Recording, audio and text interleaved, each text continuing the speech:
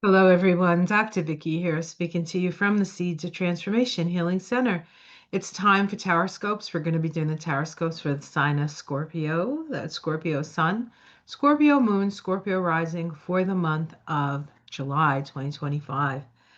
Before we get started, I just want to welcome my new subscribers. Thank you for joining this wonderful group of like-minded souls.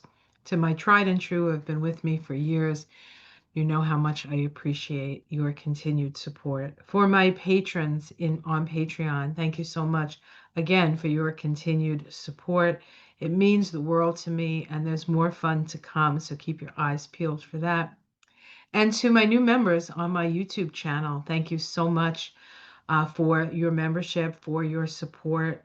I really do appreciate it. The more support I get, the more I can offer to both you and to those whose support includes thumbs up and likes. All of it counts. All the positive energy coming my direction counts, and it's been very helpful over the years to help me get through some pretty challenging situations. So just want you to know I do appreciate all of you in whatever way you support this channel. All right, so we're going to be looking at the astrology first. For those of you who are more interested in the card reading, I will do a timestamp on that so you can go right to the reading if you want. Let's get started. I'm going to share my screen with you and find the okay, hold on. Yes, okay, we're there. Oops. Let's see if my computer. Okay, I'm going in the wrong direction. Oh, still going in the wrong direction. Here we go. Okay. Oops. Passed it right up. July 2025. Oops, nope. This is wrong. I went in the wrong direction. I know you're like, it says July. I know it says July, but I need to. I was in August, so let me. Okay, here we go. July. Now, I knew we were in August because it didn't say tower. We are in a tower moment, guys, and Scorpios are no stranger to tower moments. So why do I have the tower here next to this lovely chart? It's because we're in a 16-7 vibration in July. July is the seventh month. We're in a 9 universal year vibration. You add those two together, we get a 16. 16-7 is the Tower card. The Tower card, although when we get it in a reading might seem like we're getting picked on by fate, it's really here to illuminate us, to help to break down the facades, the false selves that we have erected in order to move through this dense physical environment. Tower moments require us to be who we truly are. And uh, and so that's who we're going to be this month. 7 is know thyself. The more you know yourself, the more you understand who you are, the easier, if we can say easy, but the easier it is to move through these tower moments because they're here to make us more of who we are. And if we're already there, well, then we're good. We're in good stead. All right, so you can notice that a lot of the energy this month is sort of all in this area of the chart. A lot of energy in the outer world for you, Scorpio, with some inner stuff happening and working sort of behind the scenes. Scorpio is a sign that is co-ruled by Mars and Pluto. We have Mars up here in Virgo, and we have Pluto, of course, in Aquarius. Pluto is going to be in Aquarius for about another 18 years, so we have plenty of time. It's in your fourth house, which is the house of soul. It is in Aquarius, which is a collective and a humanitarian sign. So you're getting in touch with your humanitarian nature. The fourth house is also the house of family with Pluto there.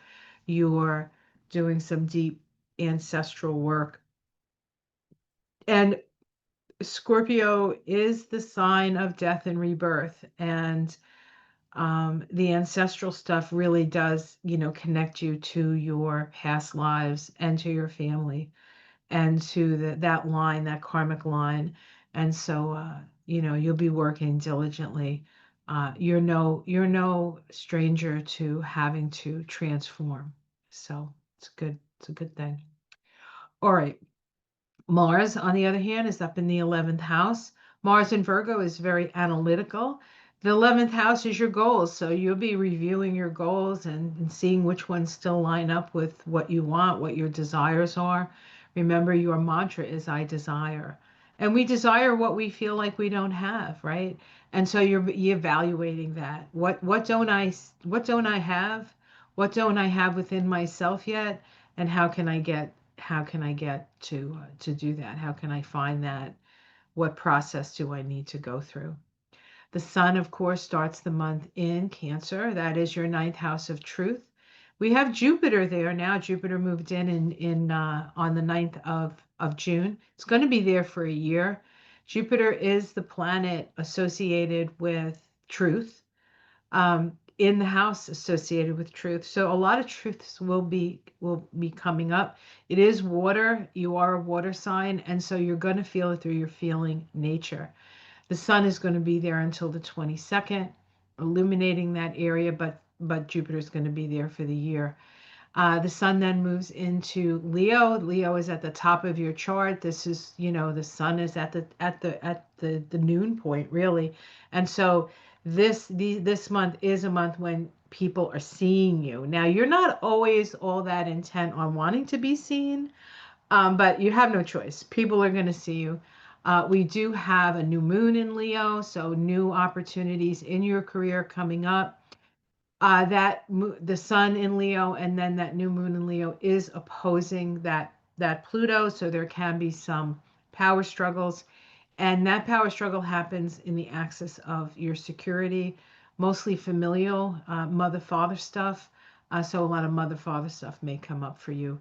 Awarenesses around that. Mercury is moving through your 10th house this month. It is from the 1st to the 18th moving forward. On the 18th, it stations retrograde, and it does station direct in August 11th. So it starts the month moving forward, it ends the month moving backwards. It doesn't really start to move forward again till the second week of August, right? But there's a lot of time being spent with Mercury in that Mercury in Leo, which is creative, self-expressive in that house of career. So there's a lot of energy for self-expression here and review of how you're expressing yourself and then expressing yourself again. So not only are you going to be seen, but you're going to be heard this month. Um, Venus, the planet of love, starts the month in your relationship house and then moves into your other relationship house from the 7th to the 8th. Before it moves in, and this happens on the 4th of July, born on the 4th of July, Venus moves into Gemini on that day, but not before it makes a conjunction with Uranus at 30 degrees of Taurus. Uranus has been in your house of relationship now for about 7 years. Uranus spends about 7 years in a house. And in point of fact, on the 7th of July, Uranus is going to move uh, into Gemini, where it's going to be for 7 years, but it's not quite done with Taurus. So it's going to be in Gemini until the 7th of November, and then it's going to move back into Taurus, where it sort of ends its reign of terror, I think, in Taurus. And I shouldn't have called it that, but Uranus in Taurus has been seismic in its nature, shaking us at our very roots. Once it moves into Gemini, what it has done to our physical body and our sense of security, it will do to the mind. It will illuminate the mind. It's going to be a powerful 7 years with Uranus in Gemini. But we're going to get a little taste of that now, between now and November, as to what that's going to mean. So keep notes on that. All right, let's see. We do have a full moon. That full moon actually happens, the full moon happens early in the month, whereas the new moon happens later in the month. It happens on the 11th with the sun in Cancer. This is your axis of the mind. And so an idea, perhaps, a truth is illuminated. The full moon in Capricorn is a pretty pragmatic moon. It's not particularly emotional, although certainly the sun and Jupiter, Cancer is, but Jupiter is far away from the sun by the time we have this full moon, so it's not conjunct or anything, but it's there making our feelings bigger. Um, but the moon itself in Capricorn is pretty practical and pragmatic, and so you will have opportunities to see how you can practically uh, the illumination will be around how you can uh, work in a more practical, less emotional way, I think, when it comes to what's in your head, which I bet is pretty deep. It's pretty deep. It's pretty deep ocean. All right. So I think good. You're going to be seen. No, you keep that in mind. Put your best foot forward or your best stinger forward. You should be fine. All right. Let me stop the share. And we're going to be doing a card reading using the Guardian of the Night Tarot. I can't think of anything better for Scorpio. You are kind of the guardian of the night. This one has all kinds of animals on it. And then I'll be doing a animal spirit oracle, pulling an animal spirit oracle card from this deck from Colette Baron Reed. But we'll do the card reading first. So just give me a couple of minutes here, or not a couple of minutes, a couple of seconds, just to give it a good shuffle over to the side here so I don't shut my computer off, which has happened.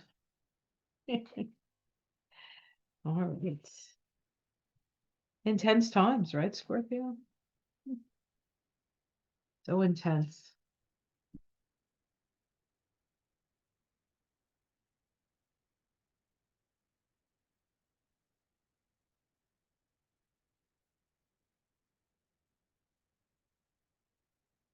Let's see, maybe one more.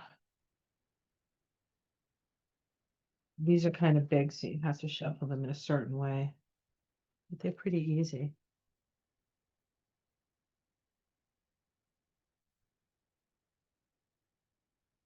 Okay.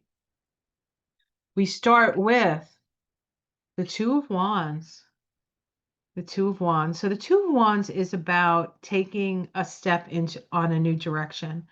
See, this lioness is standing with, half of her body on one side of this portal and half of her body on the other. So she's evaluating, she's looking, she's dreaming about how she wants to put herself out there.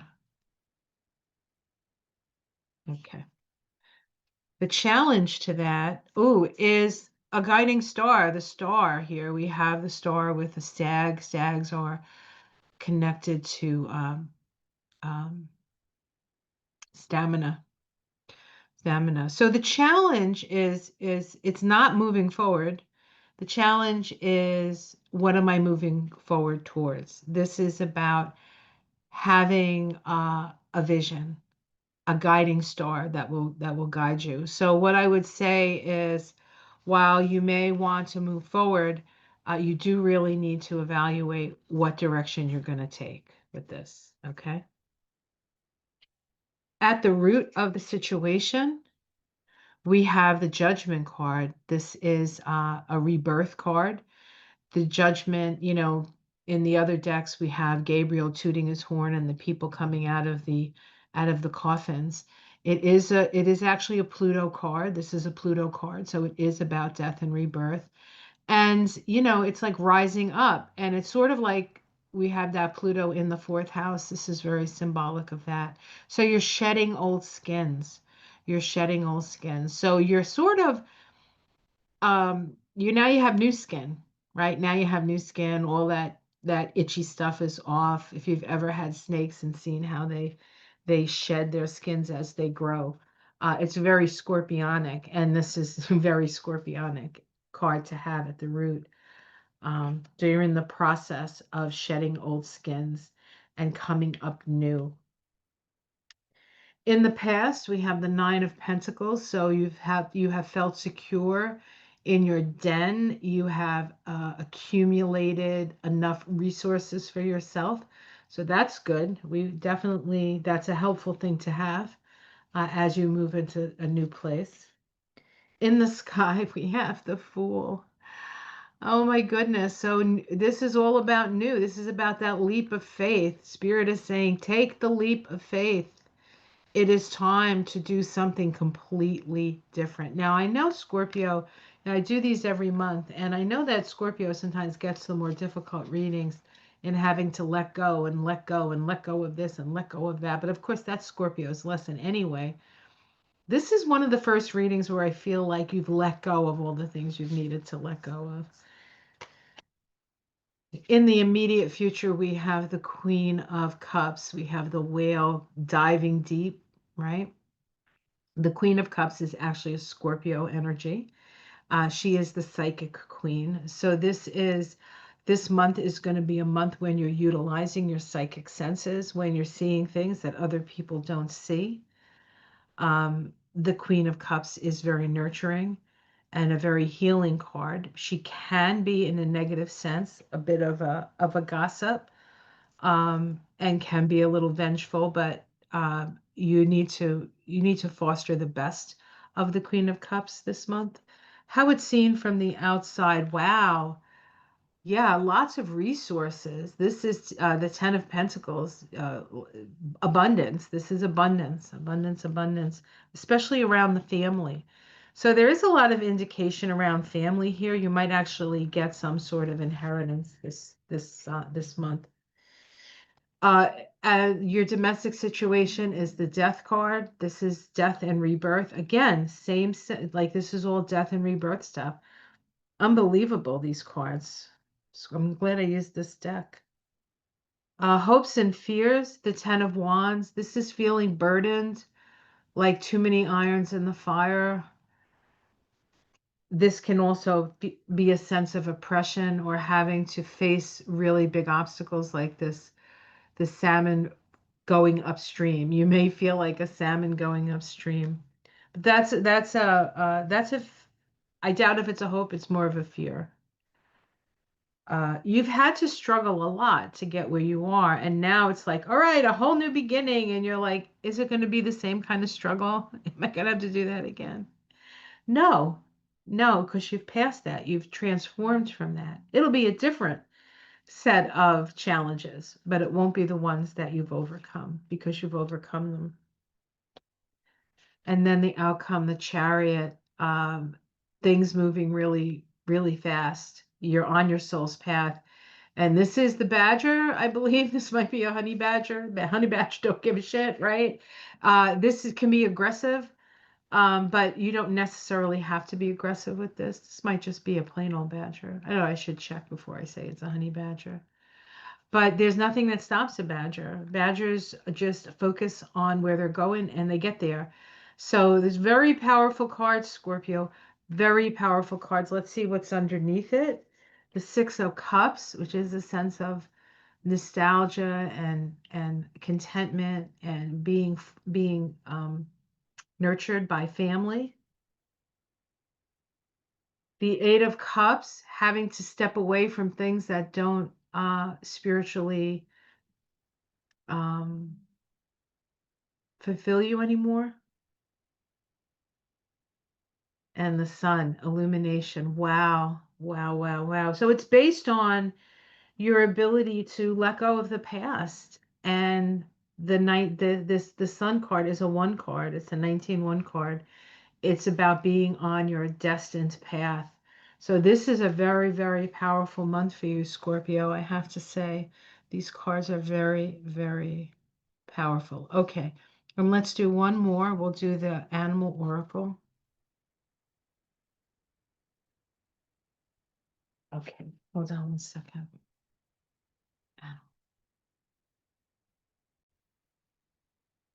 Okay, so let's see. Let's pick a Animal Oracle card.